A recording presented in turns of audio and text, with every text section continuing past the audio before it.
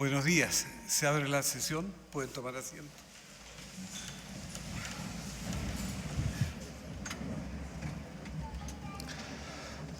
Señor Presidente de la Corte Suprema de Justicia, Haroldo Brito Cruz.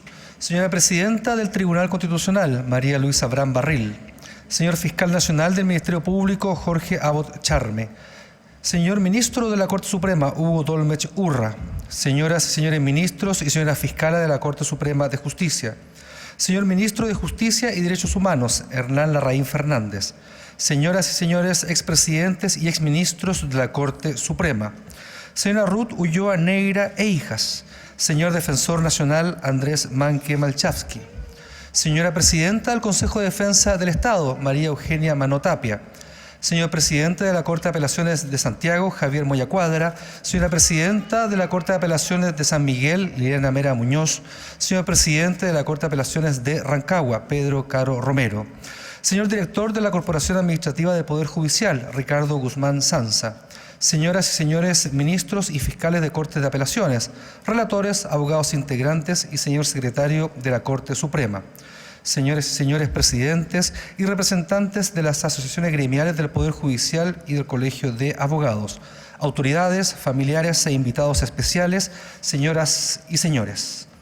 Esta audiencia pública tiene por objeto que la Corte Suprema, reunida en pleno, rinda homenaje al ministro y expresidente de este tribunal, señor Hugo Dolmech Urra, con motivo del cese de sus funciones. A continuación, el señor presidente de la Corte Suprema, Haroldo Brito Cruz, hará uso de la palabra.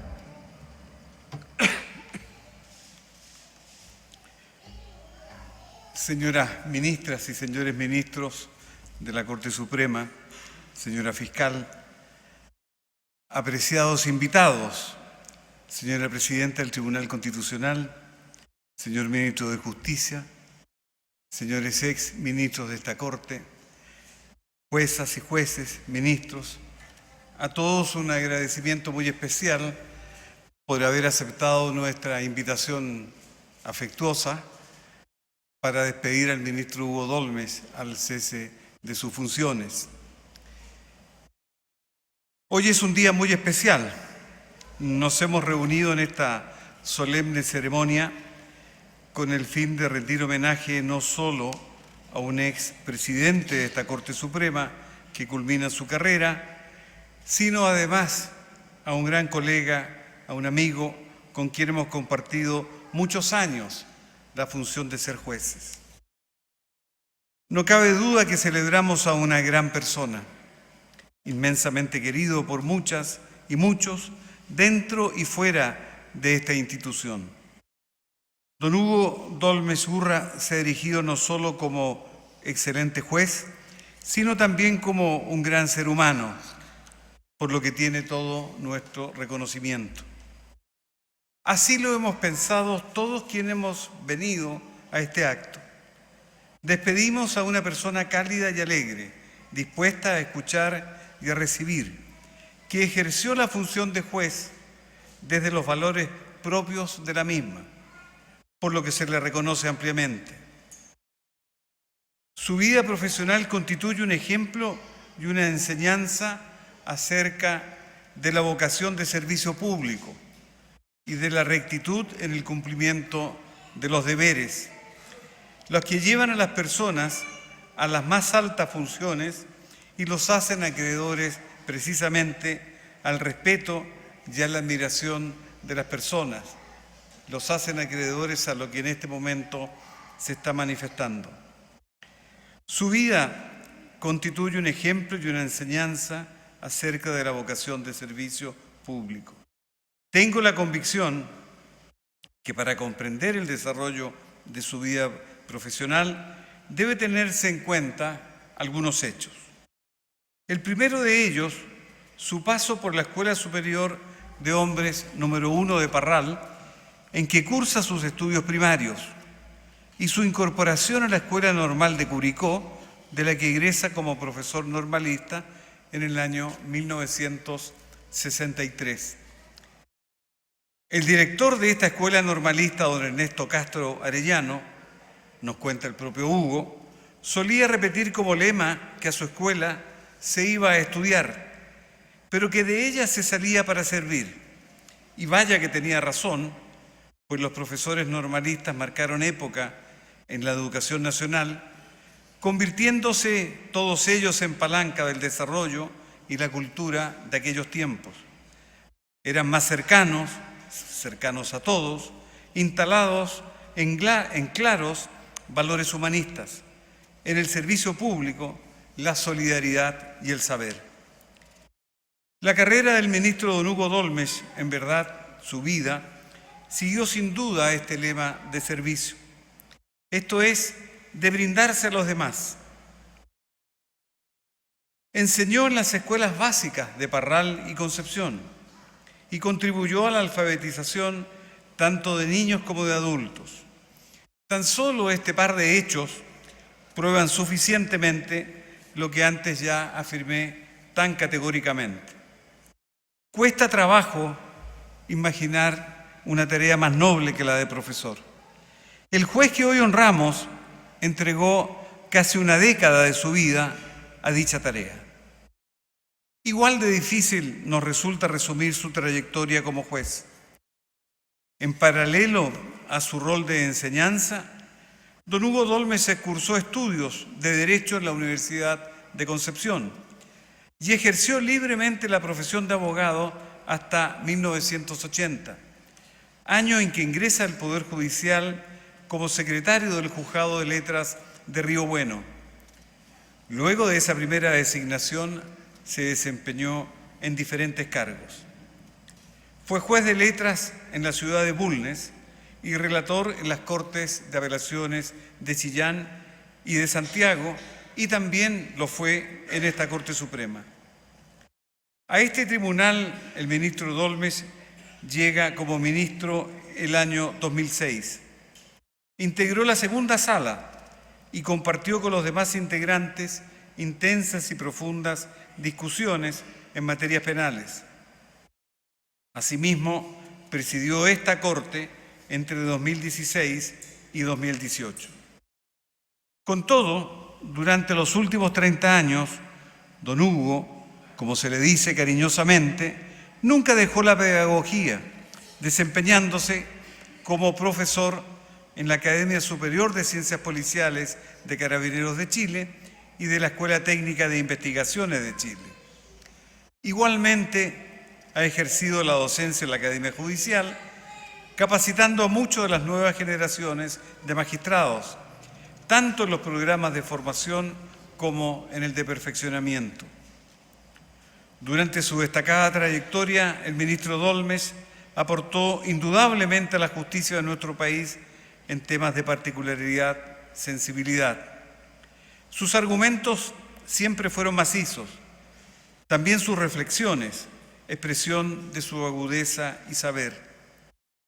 Además de su trabajo jurisdiccional, Hugo Dólmez tuvo una sobresaliente participación en otras áreas de la Administración de Justicia.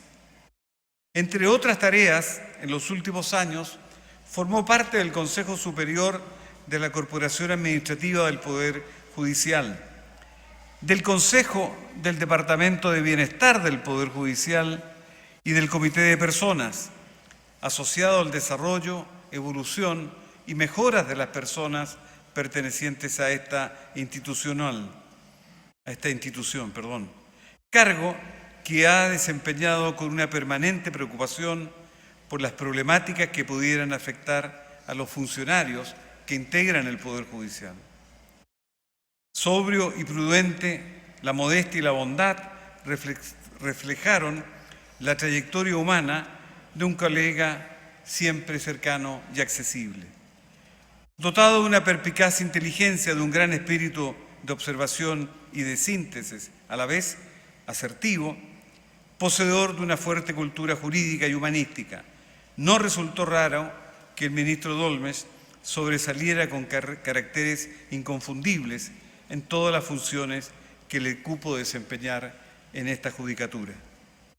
Hoy, este ministro cierra un ciclo más de 4 décadas al interior del Poder Judicial. Es por todo esto que no puedo terminar estas breves palabras sin antes destacar una vez más y agradecer a nuestro querido amigo y colega, el ministro Hugo Dólmez, por sus más de 40 años de entrega abnegada al Poder Judicial. Todos, con ocasión de su retiro, expresamos nuestros mayores deseos de éxito junto a Ruth, su esposa, sus hijas y sus nietos. Finalmente, como expresión final de nuestro cariño y reconocimiento a su extensa y destacada trayectoria, tendré el honor de hacer entrega a Hugo Dólmez, nuestro compañero que deja el tribunal, la medalla de mérito al Poder Judicial en nombre de esta Corte. Muchísimas gracias.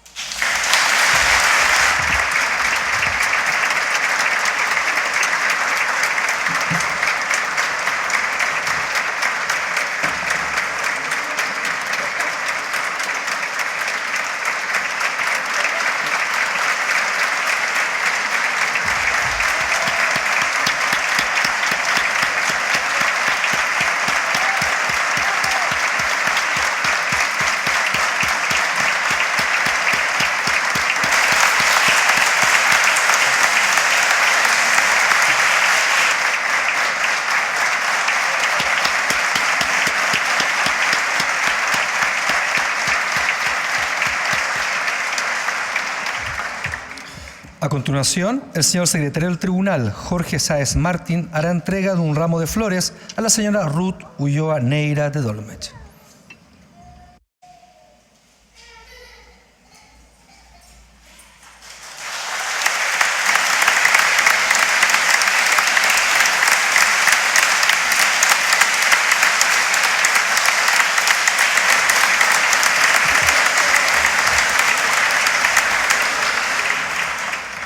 Se invita al ministro señor Hugo Dólmez Urra a dirigirse a la audiencia.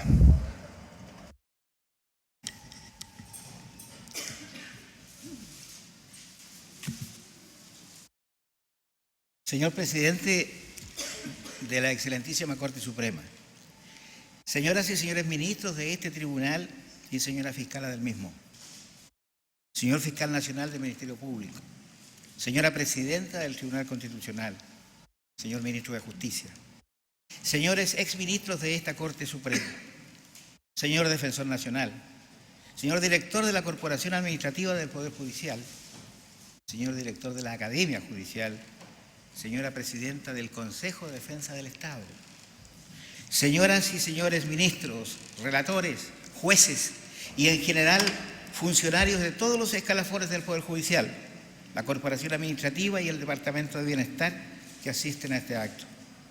Señor subdirector de la Academia de Ciencias Policiales de Carabineros de Chile. Señores, soberano gran comendador y gran maestro, máximas autoridades de la francmasonería chilena. Señora presidenta de la Asociación de Señoras de Ministros Judiciales. Familiares y amigos de quien se despide hoy de su labor de tantos años. Queridas amigas y amigos todos. Ha sucedido lo que tenía que suceder. Por años, aquella frase popular de la canción que dice "el tiempo pasa, nos vamos poniendo viejos", siempre fue aplicable solo a los demás. Advertíamos ese tránsito en los amigos y conocidos. Todos se avejentaban menos uno. Vanidad, ilusión, broma, confusión, algo de verdad. Tal vez por la influencia del espejo en el afeitarse diario, que por cierto nos hace vernos permanentemente, mientras que a los demás solo de vez en cuando. No lo sé, pero es otra de las tantas mentirillas que nos permiten vivir tranquilos, hacer cosas y finalmente procurarnos un poco de alegría. Ha llegado para mí la hora de la verdad. Previniendo, eso sí, que es solo para este ciclo, pues de seguro que también en el próximo seguiré encontrando más viejos que yo a los amigos. El Poder Judicial, si bien más viejo que todos, tiene la virtud de renovarse siempre, por lo que tiene historia, tradición y simbología propias que le permiten estar permanentemente en el devenir y abierto al cambio.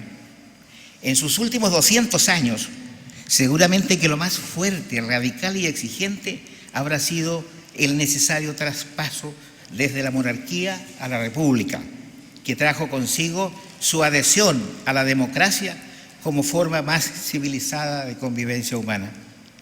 Allí ha debido considerarse a esta, la democracia, en su verdadera esencia, esto es, como un modo de obtener la igualdad desde la diversidad, y ello porque simplemente y sin duda todas las personas somos diferentes, nadie es igual a otro. Aquel evento que se supone ha de traer la ansiada igualdad de deberes y derechos solo es posible en estratos con realidades y tal vez con aspiraciones semejantes, siendo ese el modo en que se conforma el tejido social y las instituciones republicanas. El deseo o intención de ascenso o cambio de estado o situación importa cumplir con condiciones y tareas diversas que se traducen en obligaciones y deberes necesarias para acceder a los derechos a que se aspira.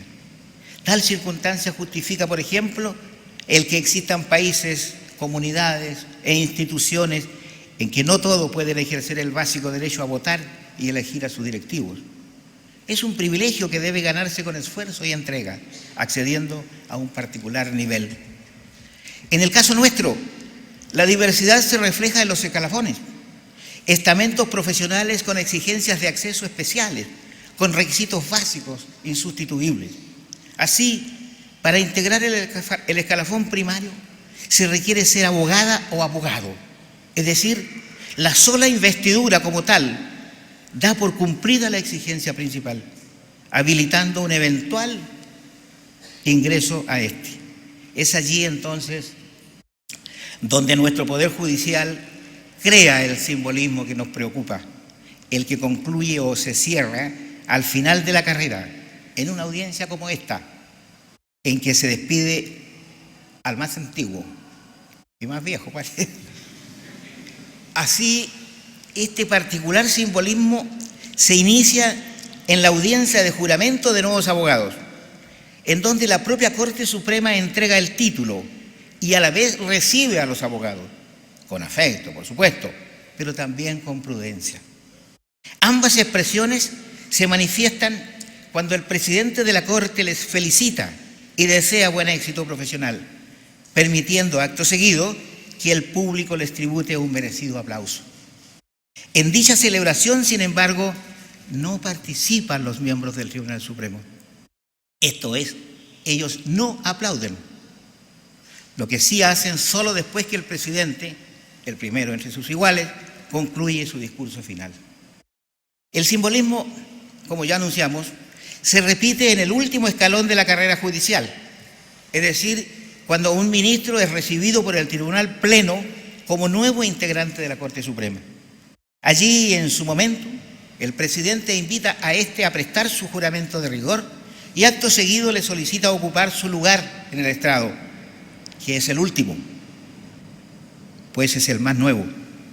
En ese momento surge el simbolismo de la aceptación con mesura o prudencia y tal vez con hasta un poco de desconfianza, que se traduce en que el novel miembro del más alto tribunal de la República no tiene derecho a hablar y por lo tanto no se le ofrece la palabra ni le es permitido pedirla.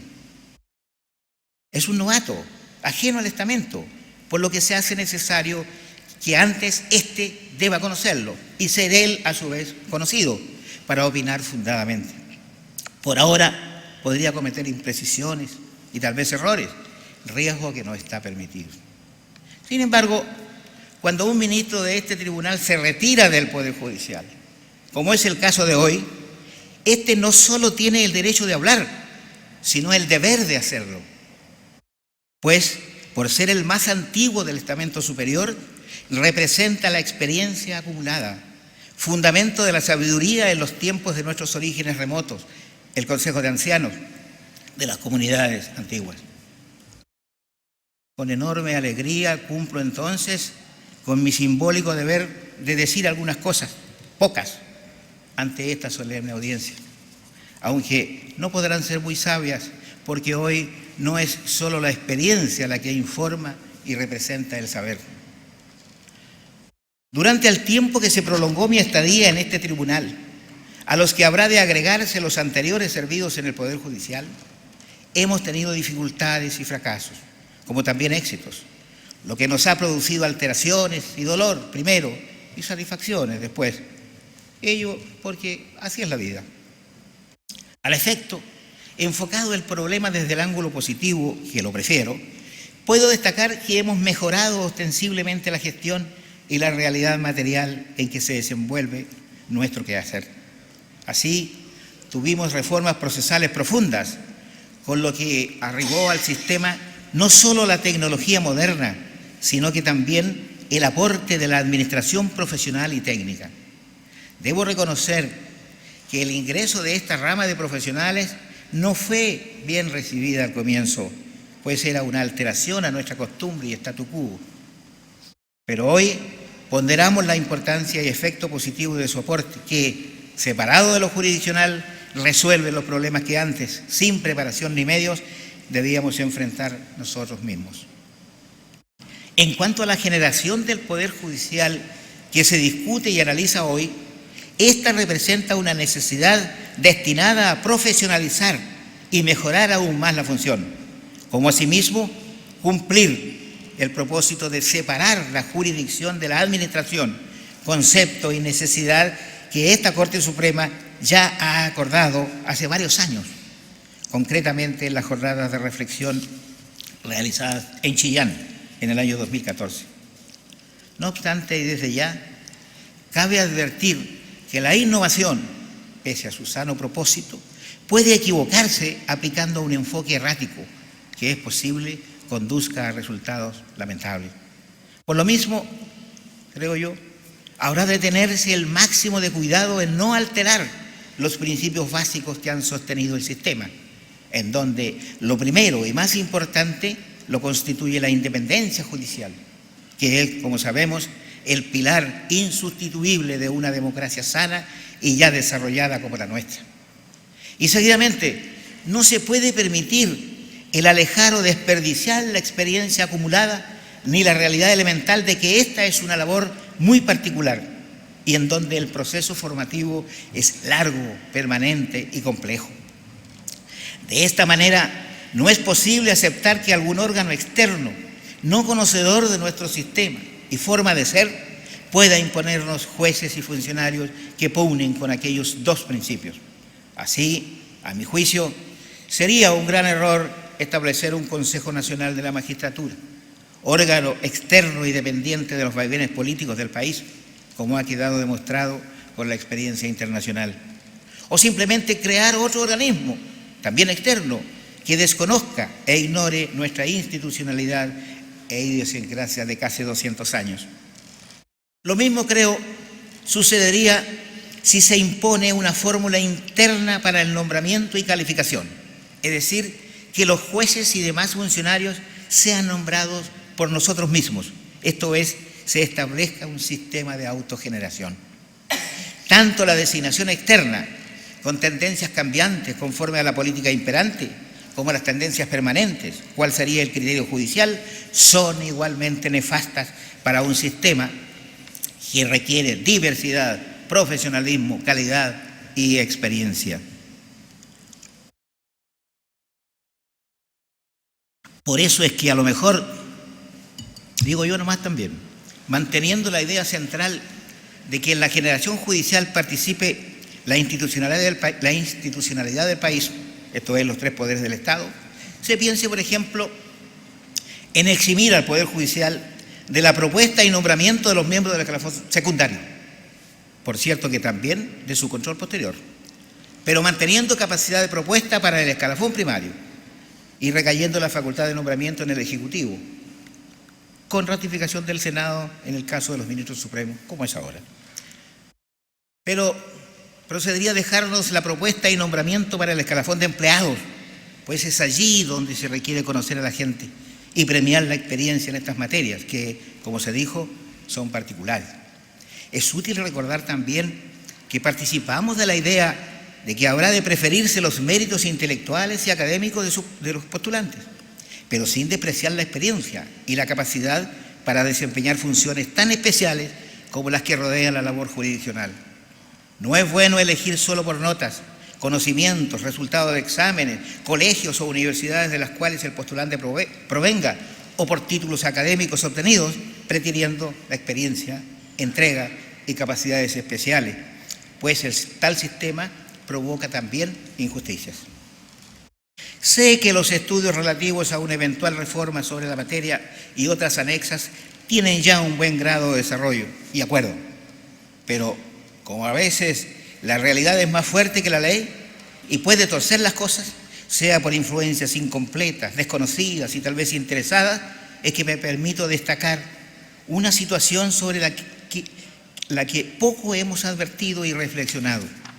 Y es que cuando la Cámara de Diputados dispone constituir una comisión investigadora respecto de actos de gobierno de conformidad con sus facultades constitucionales propias, nos invita a entregar directamente nuestra opinión. Por lo general, en la Suprema declinamos asistir, invocando la independencia de los poderes del Estado, en el caso, y por cierto, la nuestra. Sin embargo, concurren otras instituciones y declaran al respecto, formando opinión sobre el tema en los comisionados.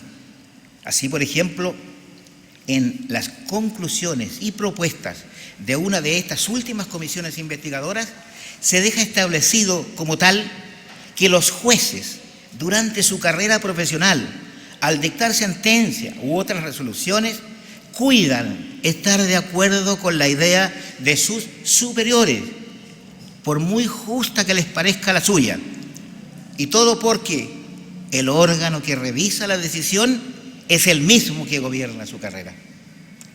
Esta opinión, por cierto equivocada y contraria a la verdad, no pertenece a la Corte Suprema ni a los órganos legislativos, pero el peligro está en que ésta puede constituir una convicción o un prejuicio y ser capaz eventualmente de influir en alguna determinación legislativa.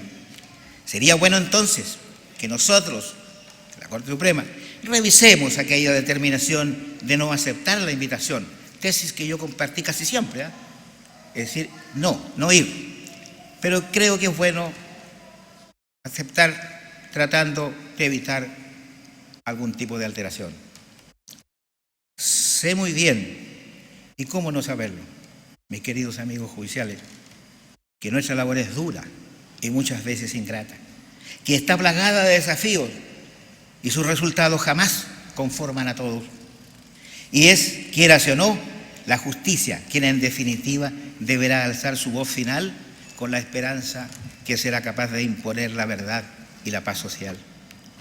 Percibo, como toda la población, que los últimos acontecimientos sociales en nuestro país nos plantean un reto descomunal, de carácter histórico, y que exige enfrentarlo de inmediato con convicción, equilibrio y mesura. Conjuntamente con los organismos públicos de investigación y de defensa, ustedes, colegas, deberán llegar a conocer verdades hasta ahora desconocidas y habrán de saber distinguir en ellas entre lo que es ejercer el legítimo derecho a la protesta y el vandalismo común, como asimismo entre el deber de imponer el orden público y el abuso de la fuerza para tomar la adecuada decisión. Esta labor exige, en primer lugar, estar lo más libre de prejuicios que sea posible, esto es, sin verdades anticipadas que casi siempre tienen matices ideológicos. Paciencia infinita, dedicación, respeto a la persona humana y sobre todo una equilibrada sabiduría. Todos sabemos la importancia que en el devenir de la vida de todos los chilenos tienen estos hechos, ya que el Estado de Derecho y la democracia aparecen amenazados y es deber de todos defenderlos a ultranza. Fuerza, colegas ministros y colegas jueces, confío y confiamos en ustedes. Ahora, en cuanto a lo personal, y excúseme que haga referencia a ello, pero no puedo evitarlo en esta instancia tan trascendental de balance de mi vida profesional funcionaria. En síntesis, y con la mayor sinceridad y certeza, puedo decirles que me voy satisfecho y contento con lo que he podido hacer. Satisfecho porque siempre actué por convicción, previo análisis de las normas legales correspondientes y los dictados de mi conciencia, la que pretendo estar sostenida por principios humanistas indelebles. Ello trae consigo ahora la tranquilidad del deber cumplido, equilibrio que me permitió aceptar humildemente las satisfacciones y alegrías, como también los dolores y las frustraciones propias del cargo. En tales condiciones, la aplicación de la ley y los principios del derecho nos trajo la satisfacción de haber podido colaborar con cierta eficacia en las causas sobre derechos humanos, en que se permitió aclarar gran parte de la verdad sobre lo sucedido en nuestro país durante el periodo de quiebre institucional. Y por la otra, sufrir la acusación constitucional de que fuimos objeto por adoptar, se dijo, una posición favorable a quienes supuestamente no lo merecían, pero que en mi criterio de juez solo representaba el resultado de la estricta aplicación de las leyes vigentes sobre la materia, todas destinadas al logro de la paz social.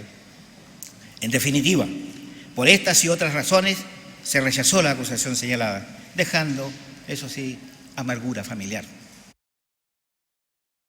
Para enfrentar todo este tráfago de vicisitudes y aparentes contradicciones, me ha sido útil la formación esencialmente humanista, laica y tolerante que creo tener y que proviene en lo más remoto de un hogar sólido, modesto, de esfuerzo, de trabajo y también de sueños proporcionados, que nos ha permitido saber hasta cuándo y hasta dónde se debe y se puede, como también apreciar cualidades y enseñanzas en los demás. Tal tendencia original fue ratificada en la escuela pública, en donde se practicaba, sin nosotros sabernos, la verdadera democracia, dado que hasta allí llegábamos prácticamente todos los niños del pueblo, pues era casi la única fuente de educación existente.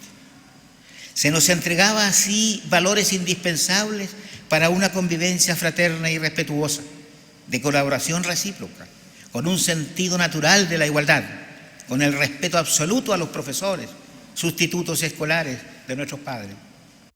Todo ello fue sellado a fuego después en la escuela normal, que constituyó la fase de formación adolescente y juvenil, y en donde desde el primer día se nos enseñaba que nuestro destino era servir a los demás, pues hay muchos que lo necesitan. Pareciera que, pese a la limitación de contenidos, aprendíamos más por el pretexto y la realidad de tener que ir muy pronto a enseñar. Aquí se viene a estudiar y se sale a servir, se nos imponía casi como un rito. Y así fue que a los 19 años de edad yo era profesor primario normalista en una modesta escuelita cordillerana, en donde el frío, la lluvia, la falta de comida y los ratones eran nuestros asiduos acompañantes. Después, en la juventud, ya más madura, la Universidad de Concepción reiteró todo aquello al recibirnos con los brazos abiertos y su consigna maravillosa por el desarrollo libre del espíritu, que es una invocación real que se inyecta en el alma. Los valores que se derivan de estas experiencias y vivencias han sido y son sistematizadas, analizadas, enriquecidas y proyectadas por la masonería chilena, a la que he adherido desde joven y con plena convicción. En la época adolescente, que por lo que he visto y veo ahora, pareciera que fue un intervalo breve en la historia patria, se nos preparaba para la vida pública. Y así, un profesor especial o el propio de la asignatura de castellano nos enseñaba los fundamentos de la oratoria, instrumento, decían, eficaz y único para luchar por los valores que se sustentan y que deberían transmitirse a la comunidad. Tal vez de lo poco que allí aprendí y recuerdo, es que un viejo profesor nos decía que la oratoria era un arte muy particular y que, dado su campo de acción, no estaba destinado a crear figuras literarias especiales, que para eso estaban los poetas, los escritores en general y los filósofos. Entonces concluía con la siguiente invitación, comillas: nunca tengas miedo a copiar lo que otros ya dijeron y te gustó. Lo importante es saber copiar y saber introducirlo en su discurso. Todo lo importante ya ha sido escrito y solo falta usarlo.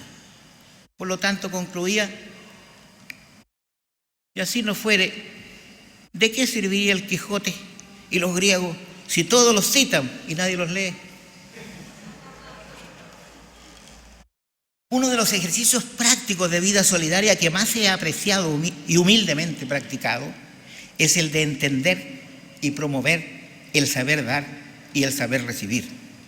Sobre la materia, nunca he leído una historia de vida más parecida a mi experiencia profesional y a la realidad. Por lo que, obedeciendo a mi viejo profesor de oratoria, a continuación, sin complejos, lo leeré. Se trata de parte del discurso de agradecimiento que una profesora de castellano, doña Elena Martínez Chacón, pronunció al momento de serle discernida la condecoración al mérito Amanda Labarca en el año 1982. Esta distinción fue instituida en 1976 por la Universidad de Chile para realzar la personalidad y la obra de la mujer universitaria. La historia dice así, comillas: toda mi vida personal y profesional ha sido un hermoso aprendizaje del dar y el recibir. La primera lección que recuerdo es muy antigua. Yo era niña pequeña. Mi casa tenía un huerto en el que mi padre sembraba su nostalgia valenciana en limoneros, olivos y naranjos. Sin saberlo, también sembraba aromas y abejas. Y en octubre, cuando la primavera veleidosa ponía su lluvia de invierno sobre azahares y zumbidos, mi madre se levantaba muy al alba y recorría los cercos de los árboles. Buscaba el nido deshecho y el gorrioncillo nuevo al que el agua había cercenado el impulso del vuelo. Lo recogía y lo acurrucaba en su seno cálido. Cuando el pajarillo rebullía inquieto, ella volvía al árbol y lo volvía al nido. Aún recuerdo el gesto tendido de su mano de mujer trabajadora, ancha y abierta, inventando otra vez el ala y el trino. El gorrión nunca supo quién le entregó de nuevo la vida, y quizás fue ese el que picoteó después la mejor de las naranjas brillantes. Mi madre nunca supo cuáles eran sus gorriones hijos, y no le importaba. Esa fue mi mejor lección de dar. Luego tuve que aprender a recibir. No es fácil tarea.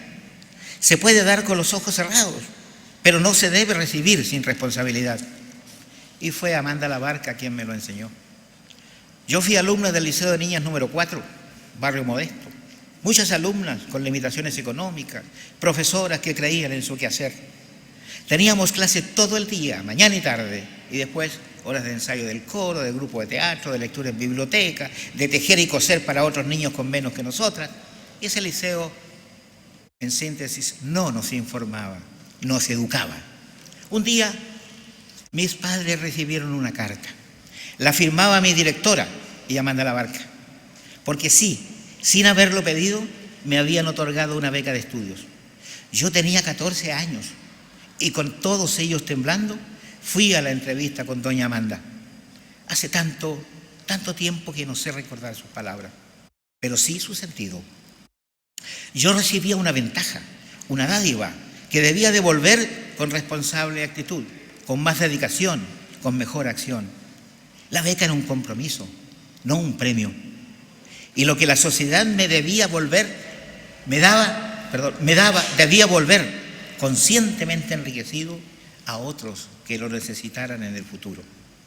Y me dieron un plazo generoso para retribuir esa entrega, toda mi vida. Y esa fue mi mejor lección de recibir.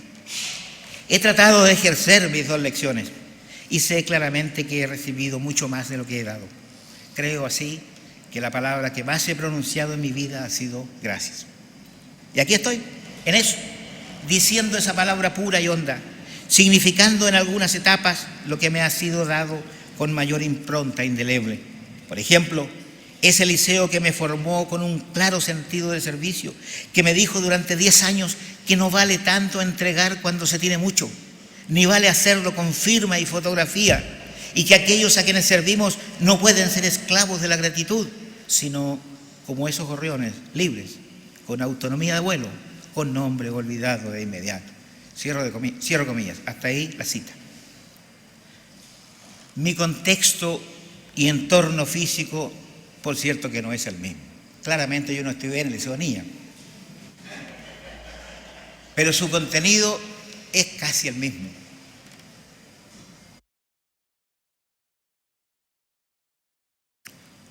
Yo recibí aquella beca de invitación a los 13 años y nunca, desde siempre, y particularmente desde esa época en que tuve que separarme del hogar paterno para ir a una ciudad desconocida, jamás me faltó una mano amiga de auxilio oportuno.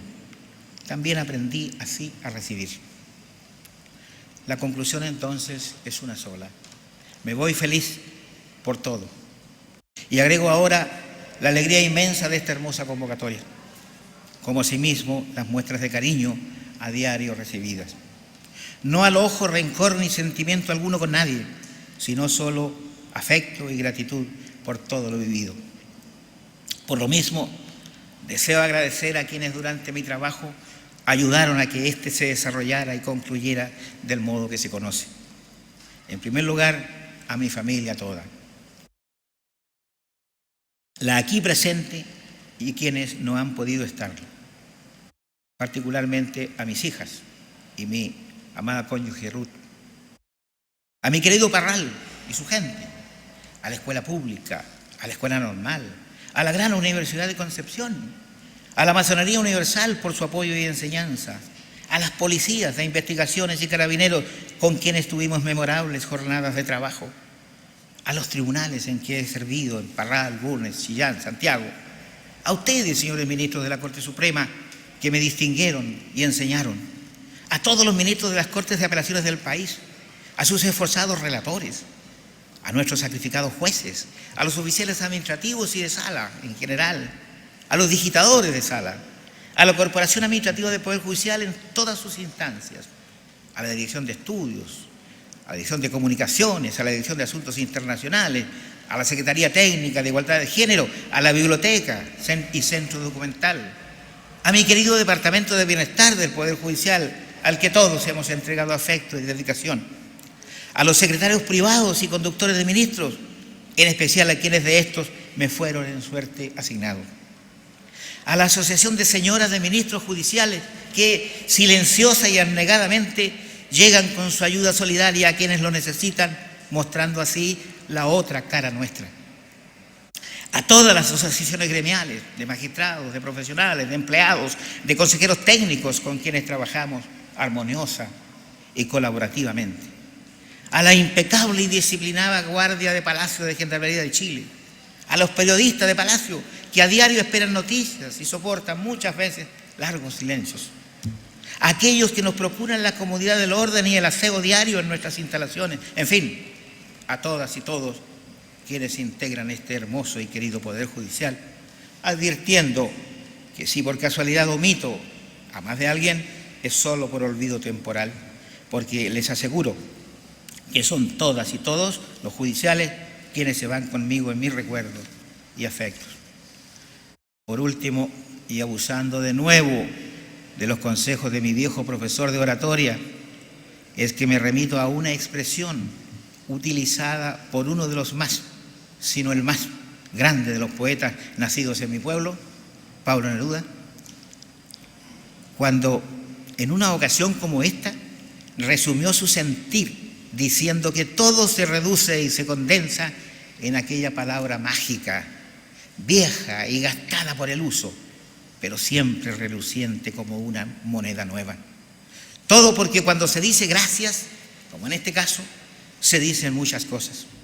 Cosas que vienen desde muy lejos y cosas que vienen desde muy cerca. de tan lejos como de nuestro origen y de tan cerca como del palpitar de nuestros corazones.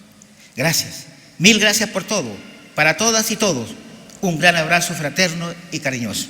Muchas gracias.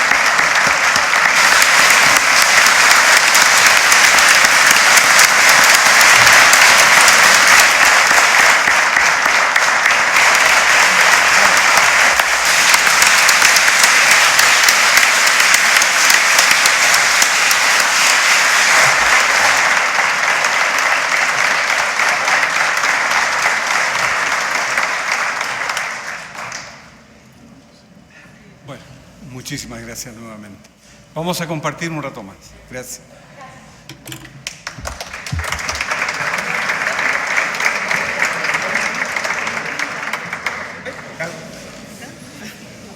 Se invita a los señores ministros, también a todos los invitados a saludar al ministro homenajeado. Posteriormente invitamos a todos los asistentes a concurrir a un cóctel a realizarse en la primera sala de la Corte Suprema. Tengan todos ustedes buenas tardes.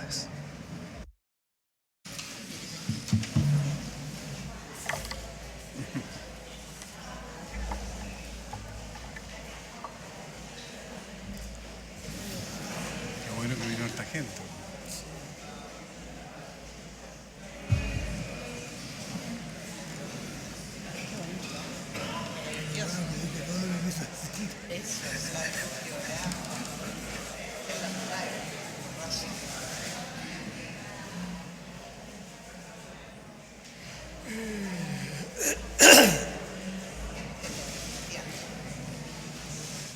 Nunca tuvo motivo para sentirse parado.